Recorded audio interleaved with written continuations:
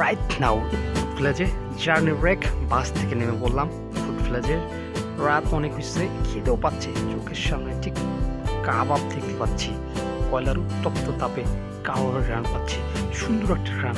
আমার সামনে এত সুন্দর একটা রেসিপি খেতে পারলে ভালোই হতো। একটু অবাক হচ্ছি, এটা আবার কোন ফুড প্লেস?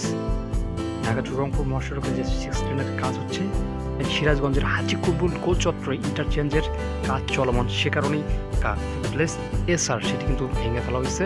আমি যেখানে আছি এটা হচ্ছে বগুড়ার শেরপুরে তাদের আরেকটি ব্রাঞ্চ ফুড প্লেস। যারা উত্তরে ভ্রমণ করে, ঢাকা ভ্রমণ করে, উত্তরের এই দিক দিয়ে যায়, যারা কিন্তু ফুড প্লেসের কথা জানেন যে এটা উত্তরের সবচেয়ে সুনামধন্য একটা প্রতিষ্ঠান, রেস্টুরেন্ট। তাদের অনেক স্মৃতি আছে, অনেকের স্মৃতি জড়িত আছে, ছাড়ার সময় হয়ে গেছে।